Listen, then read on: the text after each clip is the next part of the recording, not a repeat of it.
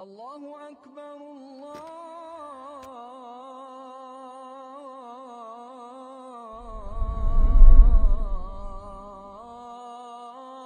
Аллаху Акбар.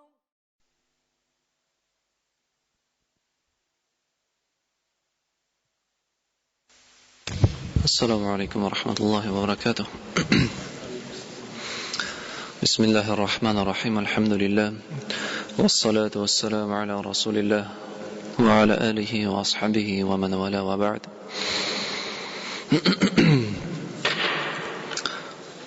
Милостью Всевышнего Аллаха Субханаху ва Тааля, мы с вами продолжаем изучение имен и качеств нашего Творца, нашего Господа, того, который одарил нас всеми теми благами, которыми обладаем, наставил нас на этот прямой путь, дал нам возможность приблизиться к Нему, очиститься от своих грехов, вывел нас из заблуждения, наставил на прямой путь и привел нас сегодня сюда, альхамдулилля, чтобы узнать о Нем больше и тем самым, познавая Всевышнего Аллаха,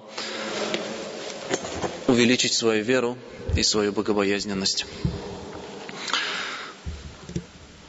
Сегодня у нас с вами имя Аллаха Ад-Дайян. Имя Аллаха Ад-Дайян. С арабского языка корень этого слова возвращается к слову Ад-Дин. Дана, глагол Дана, ядину. Ад-Дин. То есть дин, татар тілінде біз тоже дин деп айтамыз. Слово дин в арабском языке. И это слово ад-дин в арабском языке имеет несколько значений. Не только то значение, к которому мы привыкли, к нему мы тоже придем. Изначально слово ад-дин в арабском языке означает награда или воздаяние. Воздаяние за совершенное какое-то дело. Данаху, то есть когда человек какое-то дело совершил, и ты, в зависимости от того, хорошее это дело или плохое, ты делаешь ему дин, ты ему делаешь воздаяние. Или ты благом ему отплачиваешь за это, или же его каким-то образом наказываешь. И вот это называется воздаяние, ад-дин. И как такой смысл приходит у нас в суре Ас-Саффат, когда неверные многобожники говорят: «А'идha митна ва кунна тураба ва изаман, а'инна ламадинун». Разве когда мы умрем и останется лишь прах и кости, разве мы будем мадинун? Разве мы будем спрошены, или же разве нам будет воздаяние? Мадинун тоже от слова ад-дин образуется. Мадин. То есть, когда мы умрем, останется лишь прах и кости, разве нам будет дано воздаяние за те деяния, которые мы совершили? То есть, тем самым они сомневаются в наступлении судного дня. И также этот смысл у нас приходит в суре Аль-Фатиха. В суре Аль-Фатиха, в каком аяте? Малики яумиддин. Малики яумиддин. Властелин. Малик. Яум – это день. Ад-дин – вот этот смысл. Воздаяние. То есть это судный день. Это тот день, когда каждому будет дано по заслугам воздаяние. Если он совершил благо, ему не будет дано благо. Если он совершил грех, зло, несправедливость, ему также будет что? Дано то, что он заслужил. Поэтому этот судный Яумуддин называется, день воздаяния. Также слово дин в арабском языке означает унижение. Унижение и покорность. И от этого слова образовывается слово мадин, раб. Мадин, раб. То есть он тот, который униженный.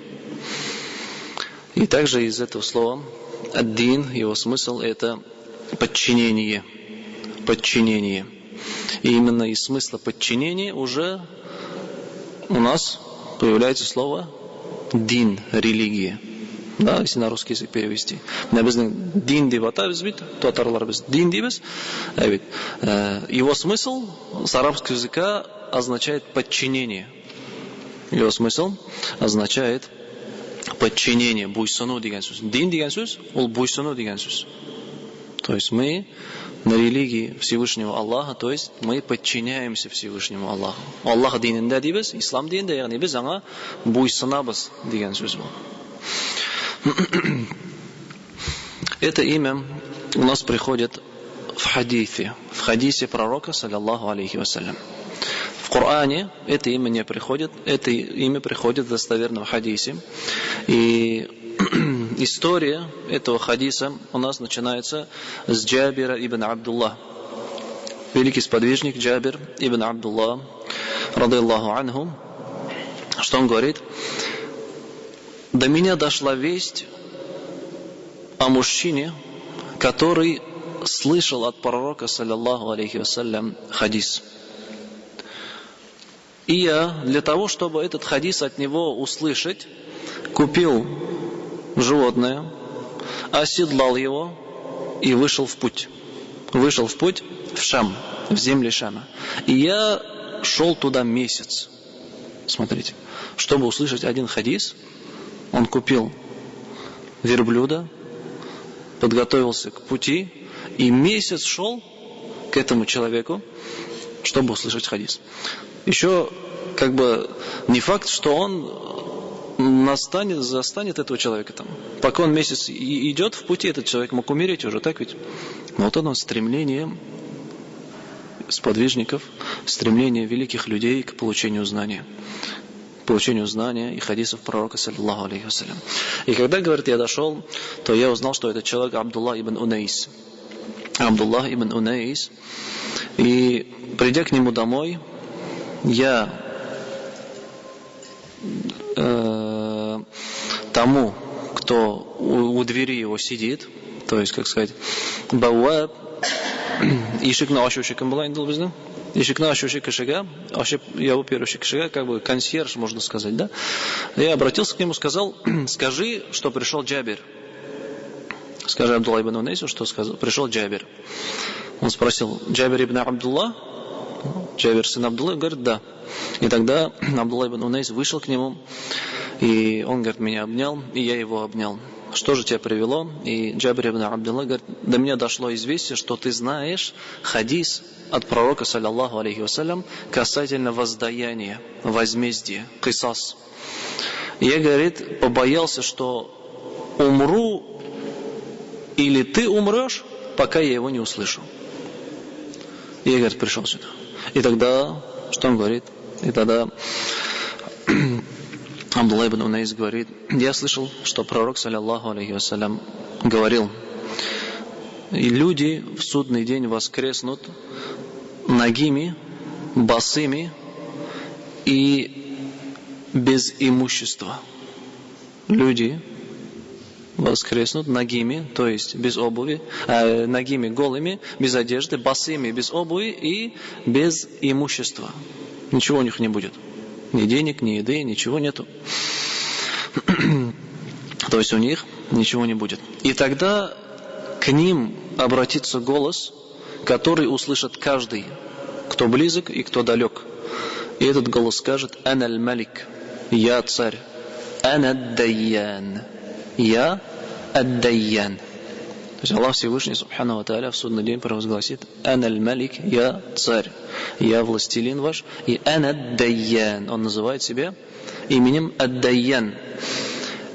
Сейчас мы вернемся к смыслу этого имени. И что в продолжении хадиса говорит? И говорит: ни один обитатель ада не войдет в ад, пока у него есть долг или у него есть незаконченные дела с обитателем рая, пока он не поквитается с ним, пока не вернет ему то, что обитатель рая заслуживает, обитатель ада не войдет в ад. И ни один обитатель рая не войдет в рай, пока он не расквитается с обитателем ада. Пока, я, говорит, не рассужу между ними. Даже, говорит, пощечина. Пока не рассужу между ними, даже из-за пощечины. И тогда мы говорит, спросили у пророка, саллаллаху алейхи вассалям, как же, говорит, они с друг другом будут рассчитываться в судный день? У них ничего нету. У них ни имущества, ни денег, ни еды, ничего нету. Как они будут с друг другом рассчитываться? Пророк, саллаллаху алейхи вассалям, сказал, благими деяниями или же своими грехами. То есть никакой валюты в судный день нету, но каждый человек возьмет свое право. Кого-то оскорбили, унизили, ударили, имущество его забрали, о нем сквернословили, гайбет распространяли. То есть каким бы образом его право не ущемили, он в судный день его это право заберет. И в этот судный день не будет никакой валюты, кроме как или благими деяниями, или же грехами. Или ты у человека, или у тебя тот человек, которого ты оскорбил, обидел, заберет твои благие деяния. Или же, если в благих деяний не осталось, уже грехи будут накидываться сверху, поверх твоих грехов. И тогда пророк, саллаллаху алейхи вассалям, прочел аят, говорит: «Аль-йаума туджза куллу нафсин бима касабат ла зульма аль-йаум». Сегодня каждая душа получит воздаяние в зависимости от своих дел. И не будет сегодня несправедливости. Если в этом мире, в дунья посмотреть, справедливость есть. Так ведь? Тут в этом мире кругом и сплошь несправедливость. Справедливости нету, то есть несправедливость бывает на каждом шагу. Злодеи, скажем, грешники обогащаются, наживаются на горе бедных, ущемленных. Так ведь, например, праведные люди, хорошие люди, они, например, страдают. То есть, посмотрите, в этом мире нету справедливости. Но в судный день эта справедливость восторжествует. Если в этом мире человек кого-то оскорблял, унижал, притеснял, и ему это в этом мире прошло, то в судный день это не пройдет. В судный день каждый получит то, что он заслужил. И вот в этом хадисе приходит имя Аллаха Ад-Дайян. И что же ученые сказали в отношении этого имени? Они сказали: Ад-Дайян, он тот, который дает воздаяние людям за их совершенные поступки. Он не забывает ничего из благого, не забывает ничего из греховного. Он не чинит несправедливость. То, что человек заслужил, он ему, говорит, дает. Это значение имени Ад-Дайян. Человек совершил грех, ему полагается наказание. Человек совершил благодеяние, ему полагается награда за это. И это означает, он Малики яумиддин, властелин дня воздаяния. В этот день будет каждому воздано за его деяние. Татар тілінде біздің жаза деген сөз бар. Вот Ад-Дайян татар тілінде біз тәржіме ете аламыз жаза қылушы. Ләкин жаза деген сөз безнең татар телендәге жаза дигән мәгънәдә түгел. Татар телендә без жаза дигәндә безнең нәрсә? Нинди фикер? Наказание. Но гарәп телендә жаза ул икесен дә үз эченә ала. Наказание да, награда да. То есть это воздаяние за дело гарәп телендә. Яхшы жаза дип әйтәбез. Начар жаза. Яхшы жаза ул димәк, ул аңа әҗр савап. Димәк, ул эш эшләде, яисә аңа әҗр савап була, ул жаза дип атала гарәп телендә. Һәм шулай гөнаһ эшләде, аңа гөнаһ, начарлык эшләде, аңа гөнаһ, бу да жаза дип атала. Һәм Аллаһ Тәала Ад-Дайян, ягъни жаза бирүче дигән дип тәрҗемә итә алабыз без аны татар теленә. То есть тот, кто дает своим рабам по заслугам. Тот Ад-Дайян, дающий по заслугам. Может так, можно перевести на русский язык.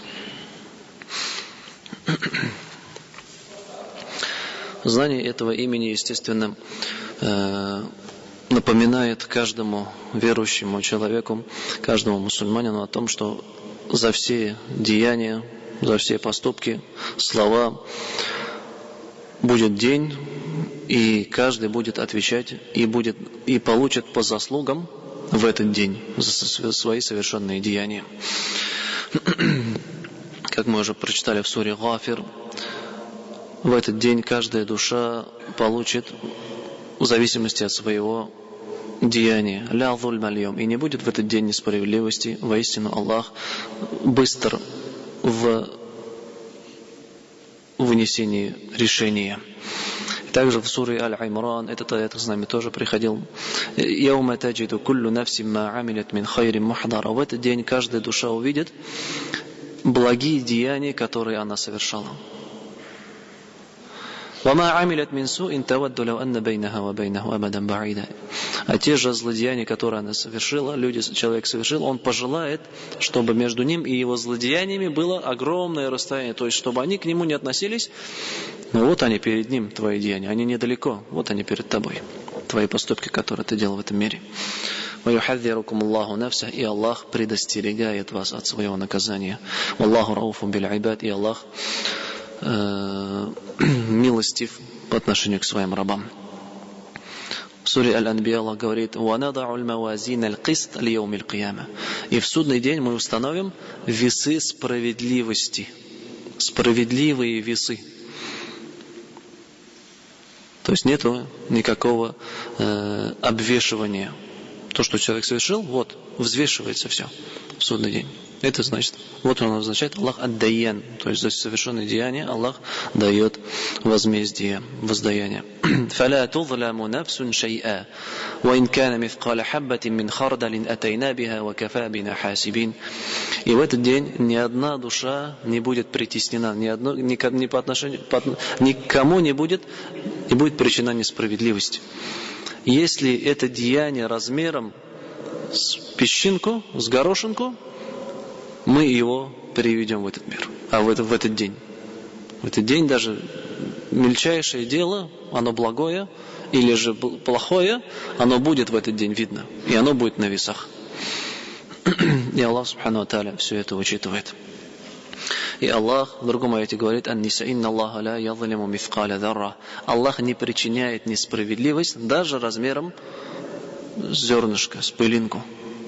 وَإِن تَكُ حَسَنَةً يُضَاعِفْهَا. Если это благое деяние, он приумножает его. وَيُؤْتِ مِن لَّدُنْهُ أَجْرًا عَظِيمًا. И дает от своей милости великие награды. И особенно нужно обратить внимание, то есть в первую очередь знание того, что Аллах ад-Даян, Он дающий воздаяние по заслугам своим рабам. Это в первую очередь касательно своих прав Аллаха, поклонения Ему. Это единобожие по отношению к Аллаху, поклонение одному лишь Ему, взывание к одному лишь Нему, боязнь, страх перед Ним, упование на Него, любовь к Нему. И также особое внимание нужно, конечно же, обратить на права людей. На права людей перед нами. Права родителей, родственников, соседей, гостей, братьев, мусульман, с которыми вместе общаемся, в мечеть ходим. И вообще прав людей, других, которые есть перед тобой, нужно обратить на это особое внимание. Потому что, если даже в этом мире как-то это все забылось с человека, ты притеснил каким-то образом, потом думаешь, что уже все, прошло несколько лет, он утулганинде, но у человека может обида остаться в сердце. Может, он тебя не простил. И в судный день он придет и возьмет с тебя то, даже пощечину, за пощечину даже будет ответ. И тут приходит другой хадис от Аиши, радиаллаху анха, говорит, то, что однажды один мужчина пришел к пророку, саллаллаху алейхи вассалям, и сказал: «О посланник Аллаха, у меня есть два раба. У меня есть два раба. Они мне не подчиняются. Они мне не подчиняются. Они меня обманывают. Они те повеления, которые я им дал, они не выполняют, они меня предают. И я, говорит, ругаю их за это и бью их за это». То есть мои рабы, два раба, они непослушные, непокорные, они меня обманывают, предают, и я их за это ругаю и бью. Каково же мое положение, говорит, перед ними? И что говорит пророк, саллаллаху алейхи вассалям?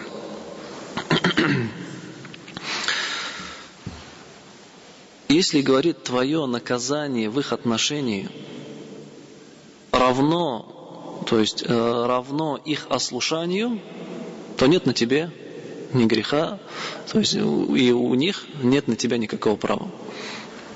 То есть если это наказание, как сказать, не меньше и не больше, не лишнее. Лишь ты им даешь то наказание, которое они заслужили. При этом не излишествуя в этом. То говорит, у тебя перед ними никакого долга нет, и у них нет никакого права на тебя. Если же ты говорит, если твое наказание в их отношении, оно меньше, чем они заслужили, то это для тебя благо. Это для тебя благо. Но если же, говорит, твое наказание, оно лишнее и больше, чем то, что они заслужили, то они уже перед тобой имеют право. И в судный день они возьмут с тебя это право, говорит.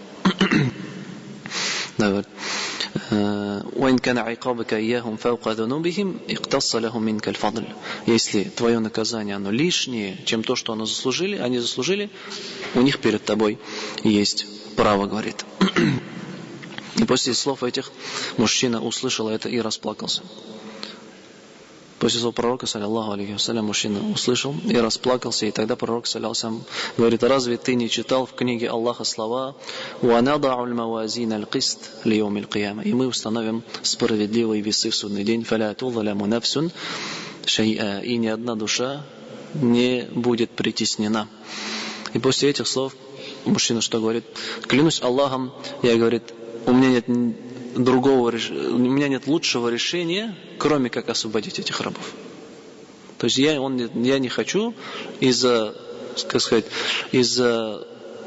своей вспыльчивости, можем сказать, из-за того, что он может лишнего им сказать, и же лишним артыгын аларга, сорга, лишнее им наказать, лишний раз их наказать, чем то, что они заслужили, и человек не хочет из-за них, из-за этих двух рабов, он впадать в ад, в наказание Всевышнего Аллаха. И он освобождает этих рабов. И клянусь, Аллах говорит, они свободны. И вот этот хадис, естественно, нам тоже служит уроком. И да, в жизни бывают разные ситуации. Те люди, которые под нашим попечительством, под нашим воспитанием, да, иногда заслуживают какого-то наказания, ругани, да, словесное или физическое, разное бывает.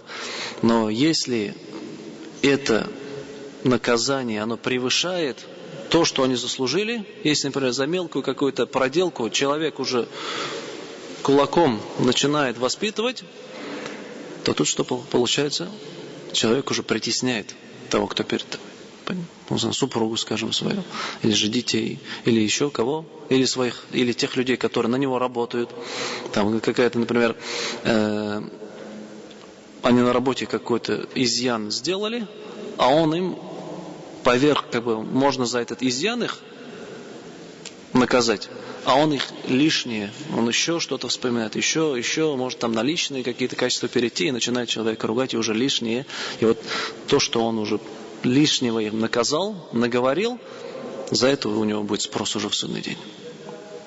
За это у него будет спрос в судный день. И, конечно же, самый известный хадис, который мы часто слушаем и приводим, да, это хадис о банкроте. Да, когда пророк, саллаллаху алейхи вассалям, сказал, знаете, кто такой банкрот? Как сказали, это тот, у кого нет имущества и богатства. Да, обанкротился. Пророк, саллаллаху алейхи вассалям, говорит, я не об этом говорю. Банкрот — это тот, который в судный день придет с горами благодеяний.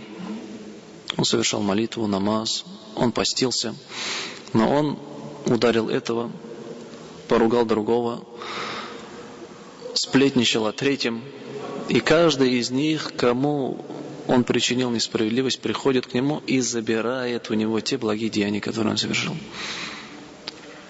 А когда у него благие деяния заканчиваются, а люди еще есть, от которых он пострадал, они сверху накидывают ему свои грехи. И этот человек, который пришел, воскрес, увидел свои благие деяния, намазы, он читал, Коран читал, постился, может, дополнительно постился, хаджга, в хадж съездил, садака давал, он все это видел, и все это исчезло перед тобой. Не только исчезло, а еще сверху какие-то непонятные грехи появились, которые ты не совершал. Они уже на тебе. Почему? Потому что ты притеснял других, ты ущемлял права других людей. И тем самым этот человек, который был, у него были огромные горы благодеяний, он будет брошен в огонь. Просим Аллаха Субханаху ва Тааля, чтобы Он сделал наши эти уроки, занятия полезными и продолжительными, и облегчил нам совершение деяний согласно нашим знаниям. Субханак Аллаху ва бихамдика, ашхаду ан ла иляха илля анта, астагфирука ва атубу илейк. Ассаламу алейкум. الله أكبر الله